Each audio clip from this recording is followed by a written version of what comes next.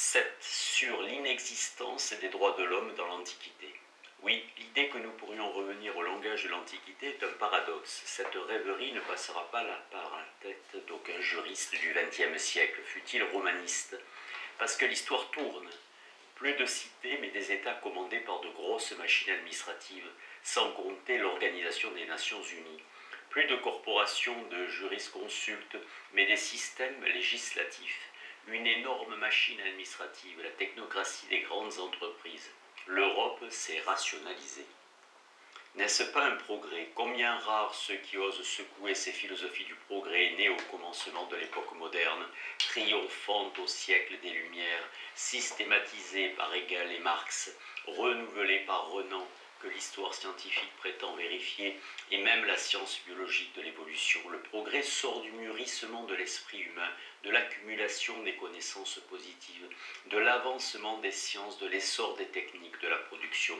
Ou peut-être lui assignera-t-on des causes religieuses. Un fait aurait constitué le facteur décisif de l'éclatante supériorité de nos institutions modernes sur celles de l'Antiquité, l'avènement du christianisme.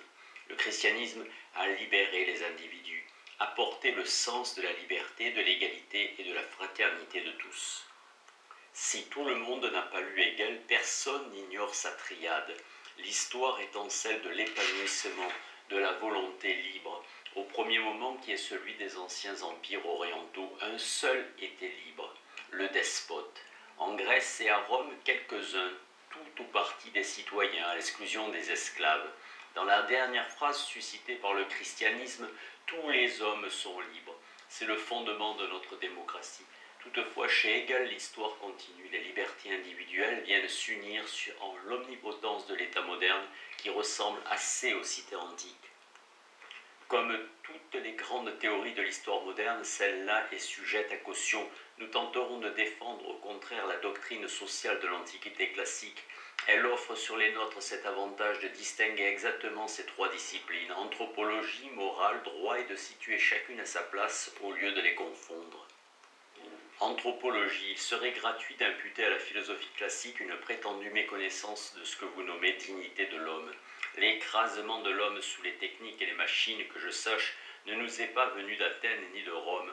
Le racisme dont nous avons fait l'expérience en plein XXe siècle est l'effet du positivisme ou du scientisme des modernes, écho des travaux scientifiques des biologues, ethnologues et sociologues.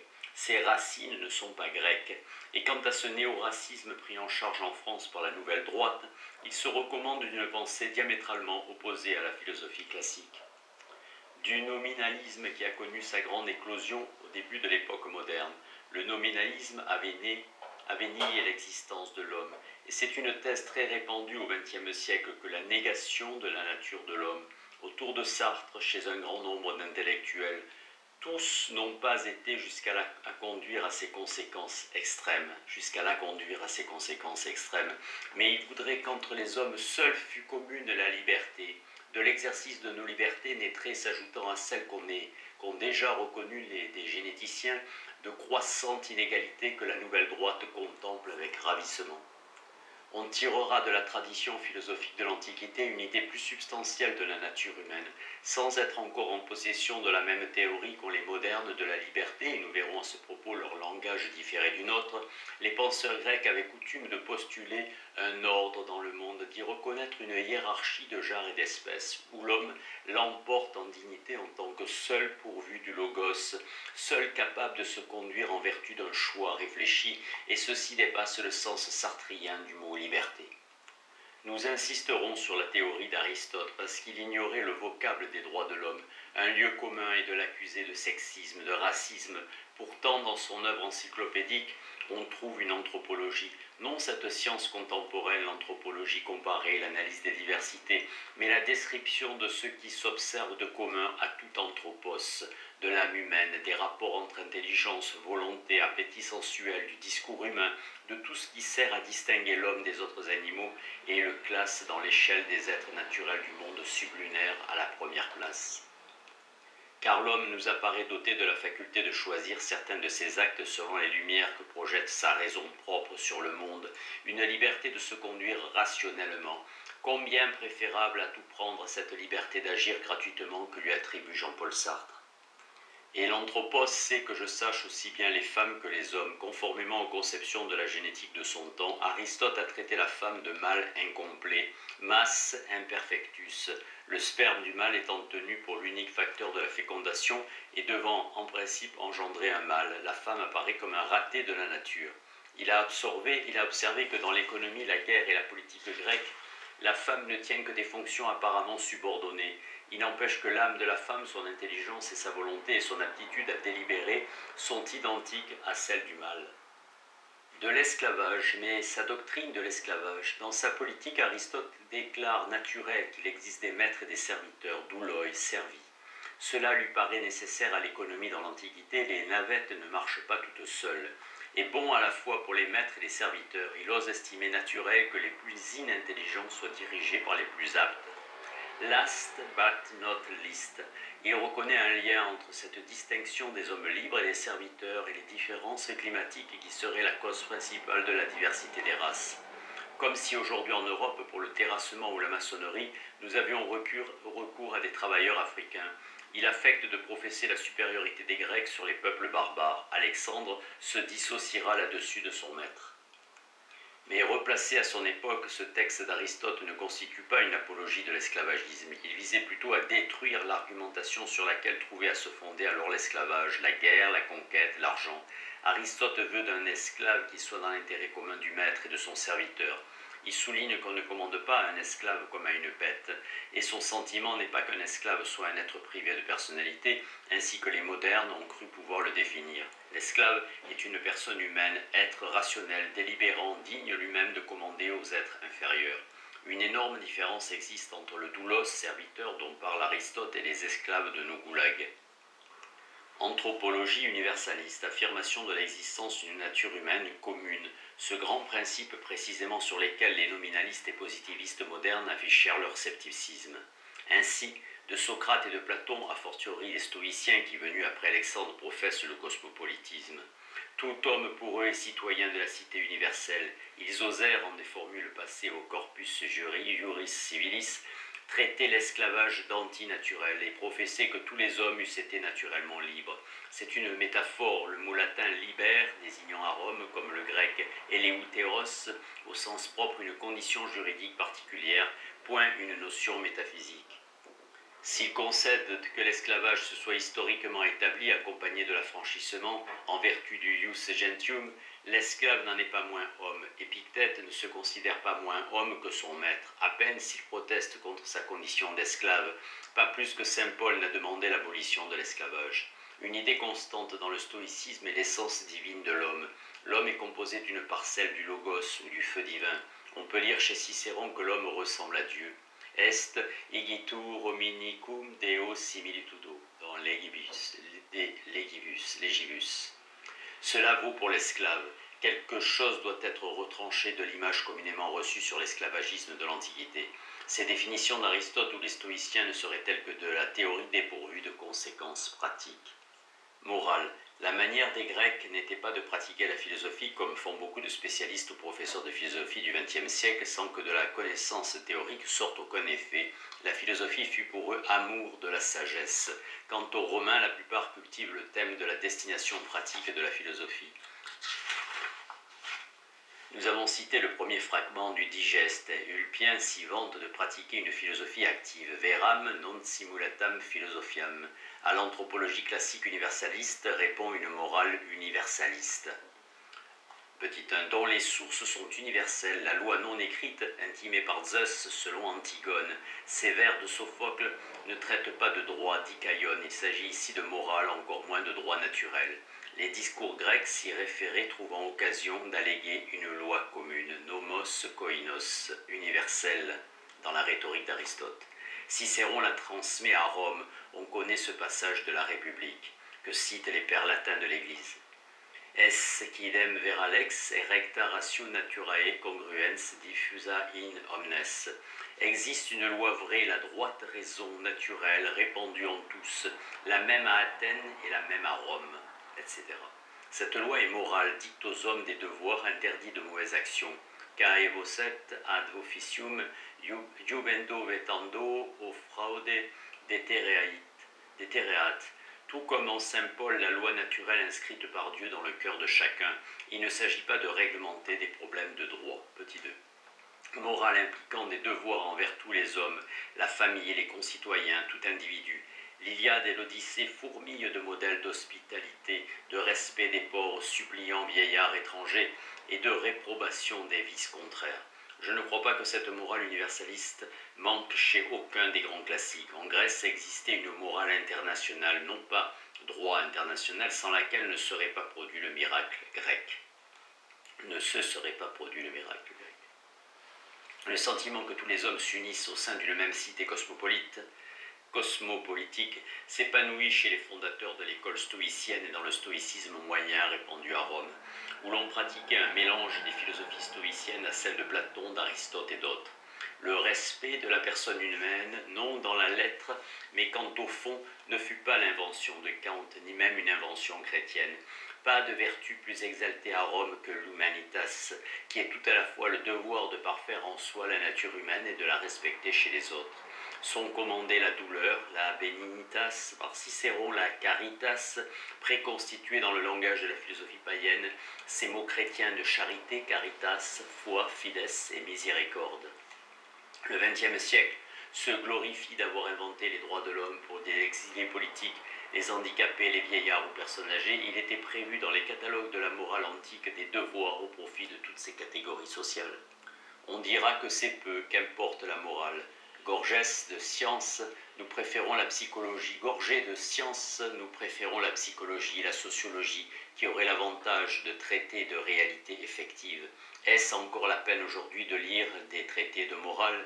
Kant nous subjugue, intérieur, dicté de raison, faite de règles inconsistantes, l'impératif catégorique, pur de toute contrainte venue de l'extérieur. Sa morale est désincarnée.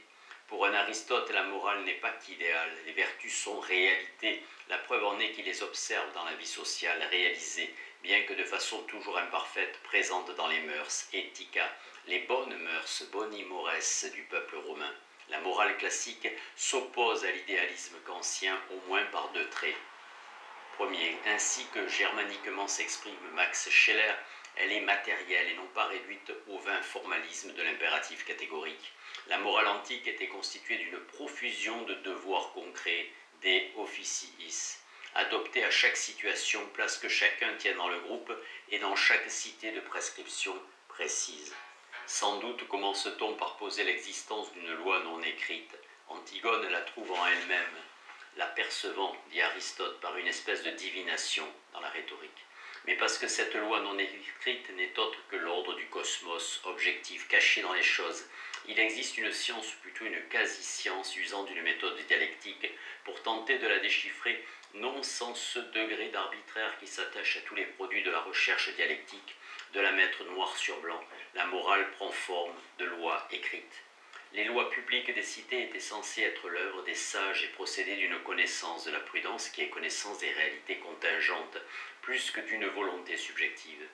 Loi, instrument de la morale, ensemble de règles de conduite, sans doute tiennent-elles d'autres offices, déterminer la structure de chaque cité, les divisions des classes sociales, les magistratures, l'ordre judiciaire, mais elles ont pour rôle principal de régler impérativement les conduites des citoyens, et non pas leurs droits qu'on y prenne garde.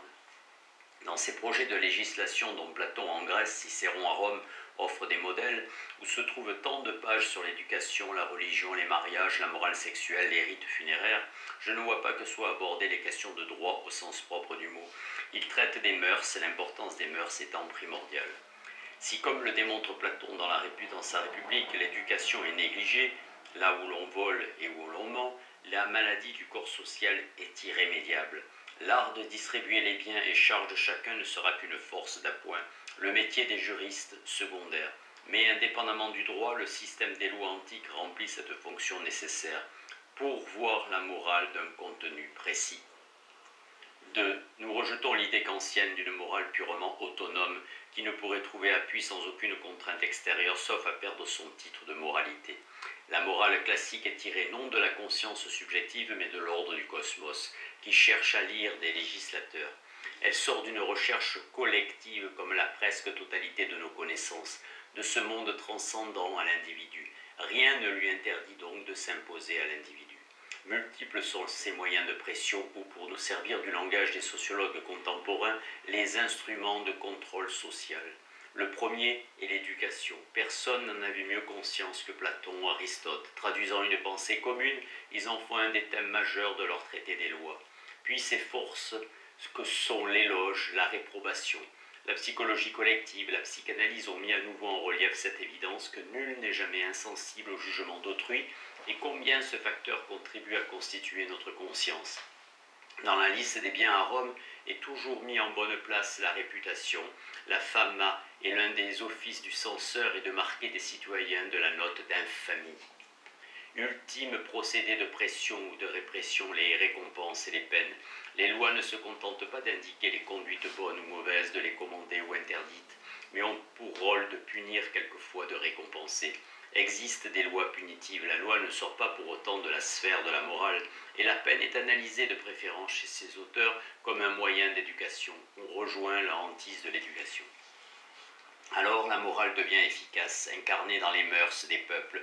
Les devoirs de libéralité que cette morale impose aux riches n'étaient pas des formules creuses. Les familles riches d'Athènes et de Rome s'acquittaient de leur liturgie, offraient du pain et des spectacles, panem et circenses, et nourrissaient leurs clients et leurs affranchis. Tandis que notre monde les a détruites, recouvertes sous la marée des tristes revendications par tous les sujets de leurs droits, cette morale laissait un champ libre à l'épanouissement de ses vertus indéfinies. La magnificence, la largesse, la reconnaissance, sphère de gratuité et de liberté. Elle ne restait pas lettre morte. Un témoignage de Platon au commencement d'un de ses dialogues, Euthyphrone, ou de la sainteté, Euthyphrone annonce à Socrate qu'il veut intenter un procès insolite contre son père.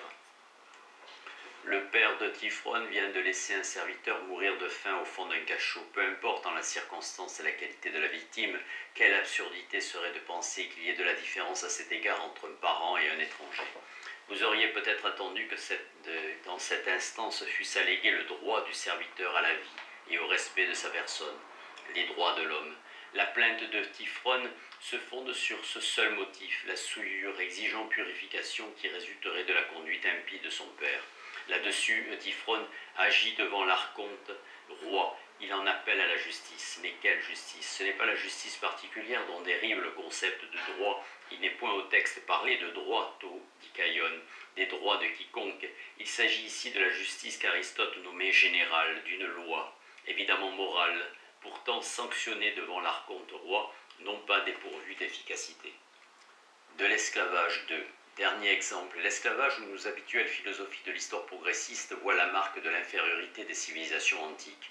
De fait, l'esclavage fut une tare, mais nous risquons de nous en faire une image fausse pour ces deux raisons qu'à ce sujet nous n'exploitons guère que la littérature juridique et d'autre part pour l'avoir mal interprétée. Que paraît dire le corpus iuris civilis, que l'esclave n'a pas de droit. Cela est vrai, mais l'esclave n'est pas du tout le seul dans cette condition. Elle est celle des fils de famille tant que leur père est encore en vie, en certains cas de la femme mariée, de tous les alieni iuris qui dans la famille participent au droit du pater familias.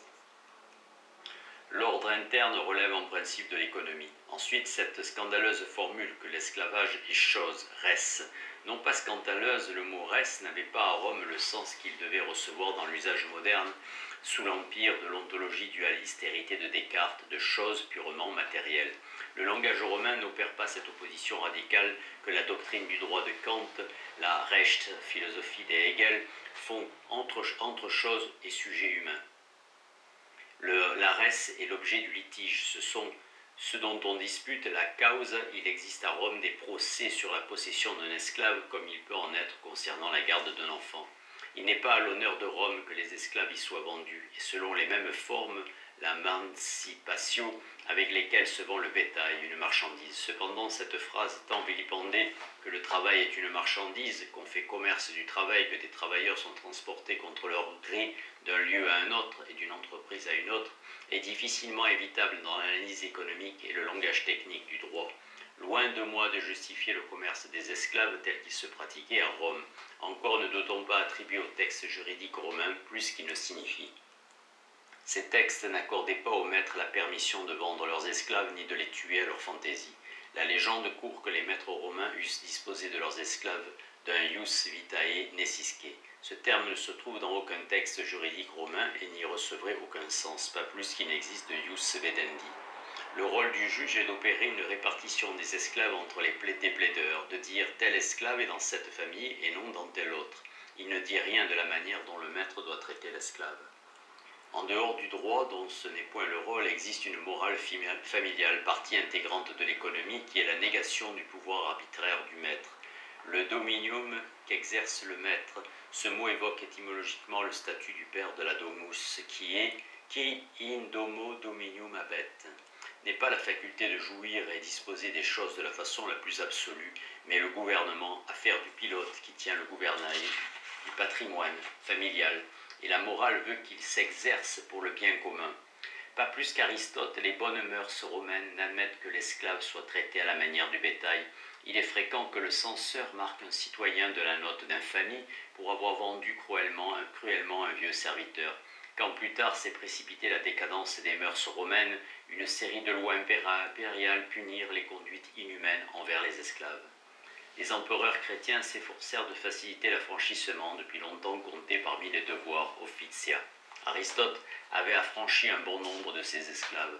Au Moyen-Âge, la morale imposera au maître de laisser à l'esclave, au serf du latin servus, le repos du dimanche, de ne pas le séparer de sa femme, de ses enfants, ni de sa terre. Les conditions serviles à Rome, extrêmement diverses, ont été en moyenne très noires. Les navettes n'avaient pas alors l'avantage de marcher toutes seules. Je ne nierai pas que l'invention des machines ait fini par améliorer la condition des travailleurs et que l'abolition du servage qui va s'opérer en Europe entre le XIIIe et le XIXe siècle ne fut qu'un progrès.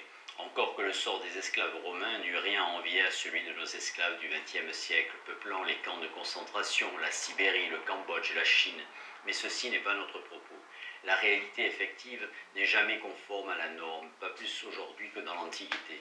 Le propos de ce livre est de chercher quelle espèce de norme est appropriée à la protection de l'universalité des hommes. Les droits de l'homme nous sont apparus illusoires et impraticables. Nous leur cherchions un substitut. Peut-être existait-il déjà dans l'Antiquité un système des devoirs moraux, une morale universaliste, à la condition que la morale soit prise au sérieux, non confinée dans la sphère d'un pur idéal et non dépourvue d'efficacité.